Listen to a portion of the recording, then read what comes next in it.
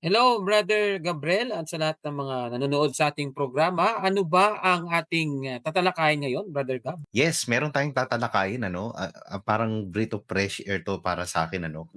Although Protestant ito, pero may kakaibang twist, eh. Sabi nito ni Ramon Siscar, 1478, "Yung aral sana pinanatili mo, pero bumalik ka sa relihiyong alam mo namang mali-mali ang aral. Magsuri ka pa ng iba pang relihiyon na Biblia ang basehan. Mula nang si Daniel ang pumalit kay Brother Eli, lalayas ka talaga gaya ko. Lumipat ako sa iglesia ng Diyos, haligi at suhay ng katotohanan. Pareho lang ng awit, dasal, pagkakatipon at iba pang pananambahan. Dinala pala ni Brother Eli dahil doon siya galing. Kaibahan lang, hindi pera-pera kundi ang tema ay maihanda tayo sa buhay na walang hanggan." Grabe namang plot twist yan, Brother Gabriel, ah. So galing pala siya sa MCGI, siya ngayon ay ano na, Higit haligi at suhay. suhay, oo. Mm. Kasi sabi niya, ano daw yung, Katoliko marami daw mali-mali Mali-mali pa. ang aral. Siguro yung problema nito, alam naman natin dapat Biblia daw yung basehan. Doon kasi Yun nga, nakaugat eh. lahat, Brother Gabriel, eh. Doon Opo, opo. sa sinasabi niya na dapat Biblia lang yung basehan. Pero Hmm, mali yan, Brother Gabriel, eh. yes Kasi po. hindi niya naunawaan, halimbawa, ito lang yung, how ironic it is, 'no. Mm, Sabi mm. niya Biblia daw yung basehan, pero yung Mm. pangalan ng iglesia na kanyang nilipatan, Iglesia ng Diyos, Haligi at Suhay ng Katotohanan. Bakit ko Hmm. po nasabi yon? Basahin mo nga yung unang Timoteo 3:15 kasi nandun na yung sagot, eh. Ngunit kung ako'y magluwat ng mahabang panahon ay upang maalaman mo kung paano ang dapat sa mga tao na ugaliin nila sa bahay ng Diyos, na siyang iglesia ng Diyos na buhay at haligi at suhay ng katotohanan. Dito kapatid na Gabriel, yung sinasabi dito, yung, basehan pala yung merong suhay ng katotohanan, hindi naman Biblia. Hindi naman sinasabi Hmm, na siyang Biblia ng Diyos na buhay. Wala namang gano'n. Ang sabi, opo, Iglesia ng Diyos na buhay, ayan. So, yun. ibig sabihin yung source ng katotohanan hindi sa Biblia, kundi sa iglesia. Iglesia, Kaya yun. nga Brother Gabriel, yung iglesia yung magpo-produce ng Biblia, gano'n Hmm, 'yon. 'Yan ang ating masasabi. Kaya itong kaniyang premise na mali daw yung Katoliko, marami daw maling aral dahil hindi naman mababasa sa Biblia o gano'n ang kaniyang mm. pinapahiwatig dito. Kaya nga lumipat daw siya doon sa iglesia na yung, ginagamit daw na basehan palagi, Biblia. 'Yan po ay mali. Yes, yes, Kabernok. I agree with you, no? I disagree naman sa kanya na magsuri daw ako ng ibang relihiyon na Biblia ang basehan. Parang ang gusto niyang palabasin dito na dapat ginaya ko na lang siya, Kaburnok, na lumipat na lang din ako sa suhay kasi hindi naman nalalayo doon sa aral ni Soriano. But I beg to disagree, Kaburnok, kasi kung siya ay galing doon sa MCGI, alam niya na yung mga aral ni Nicolas Perez, kasi Kaburnok yung founder nitong suhay, si Nicolas Perez, eh.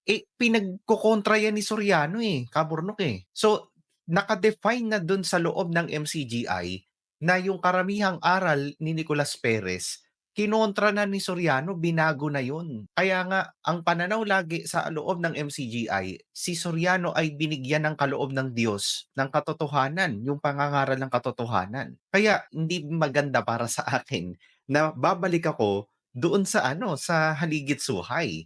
Kasi kung mag-i-stick lang pala ako kay Soriano, dapat 'wag sa Haligit-Suhay. Dapat sa iba na at least inclined do'n sa MCGI. Halimbawa, yung ano, yung Church of God in the Bible, o 'yan, yung kay Ulysses, at least inclined siya, 'di ba? Lumipat man ako kahit papaano inclined siya do'n sa aral ni Soriano. Pero hindi kasi gano'n yung dahilan ko, Kaburnok, eh. Ang sinuri ko, hindi yung Biblia lang ang basehan. Nagsuri ako ng ibang relihiyon, hindi lang sa Biblia ang basehan kasi hindi dapat kung sino-sino yung founder, dapat ang Panginoong Jesucristo mismo. At pangit din kapag Biblia ang basehan, eh, 'no? Yung Biblia lang ang basehan, yun yung ibig ko sabihin. Dahil ang problema natin diyan is magbabase ka ngayon sa interpretation nung pastor mo, and then bigla kang magke-claim na ito ang tunay na sinasabi ng Biblia, which is kahit saan naman na sekta ng pananampalataya except sa Iglesia Katolika, ha. Yung ibang sekta ng pananampalataya, mapa-born again man yan, SDA, yun yung kini-claim nila na sila yung may tunay na pagkaunawa sa Biblia. Yan ang mahirap sa Bible alone, mga kapatid, eh.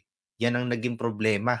Nagbubunga sila ng panibagong sekta na sila mismo yung nangangaral daw ng totoong aral mula sa Biblia. Kaya hindi po ako naka-incline do'n. Ang pinaniwalaan ko po yung iglesia ng Diyos na tinatag mismo ng Panginoong Jesucristo, na tinatag mismo ng Diyos. At kahit ang history, sinusuportahan yon. Siyempre, walang iba, obvious na obvious mga kapatid. Kahit po sa mga secular references, ang isasagot po sa atin dyan, walang iba kundi ang Iglesia Katolika, no? At kung patungkol naman dito sa sinasabi niya, kaburnok, na yung pareho lang daw yung awit, dasal, pagkakatipon at iba pang pananambahan, hindi yun yung habol ko. Kasi kung yan lang din yung habol ko, di para lang pala akong nostalgic eh.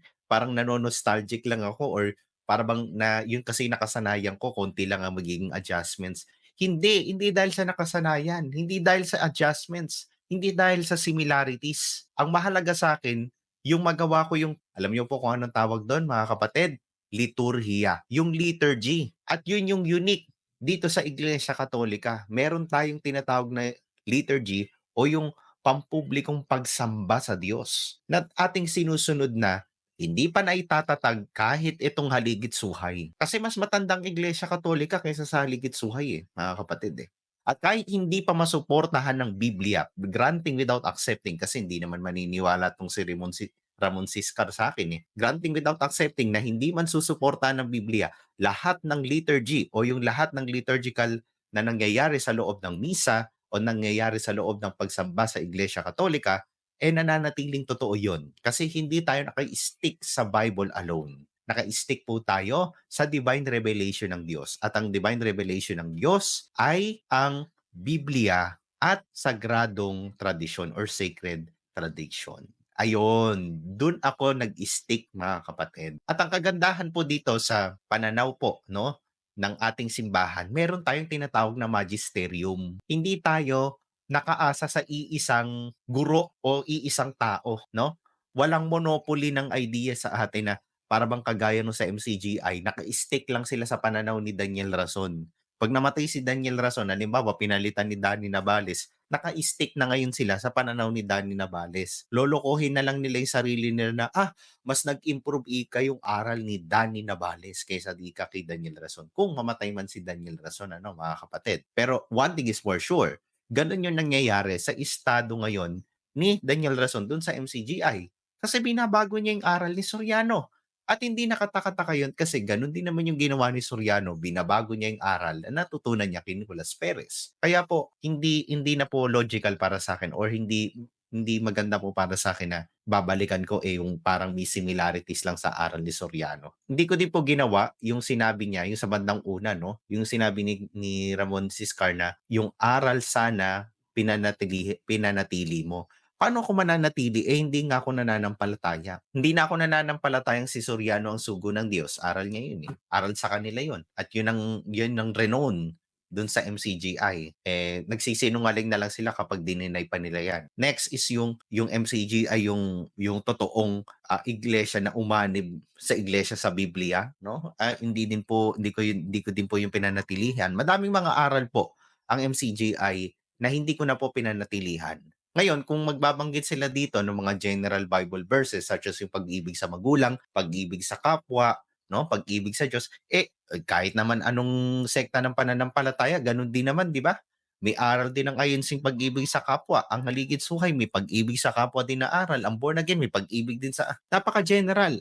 Kaya po mga kapatid, mahirap yung mag-stick ka dahil lang sa aral Mag-stick ka kasi sino ba yung totoong founder? And then kapag naintindihan mo na yung kahalagahan ng founder, naintindihan mo ngayon yung kahalagahan ng divine revelation ng Diyos, at naintindihan mo o na-appreciate mo yung kaloob ng Diyos sa iglesia, which is yung church magisterium, maiintindihan mo at mauunawaan mo lahat yung the very essence ng Iglesia Katolika. At hindi magiging mahirap para sa iyo yun.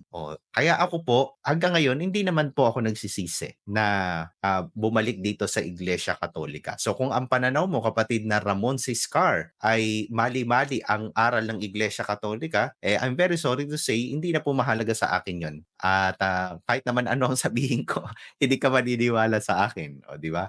Basta ako, ang mahalaga para sa akin, ito ay totoo. Maniwala ka o hindi, take it or leave it. At eto namang mga programa ko na to o yung mga episode ko dito, hindi naman talaga para sa mga katulad mo, kundi para sa mga kapatid kong Katoliko. So, ayan mga kapatid, yan po yung ating sagot dito kay kapatid na Ramon Siscar.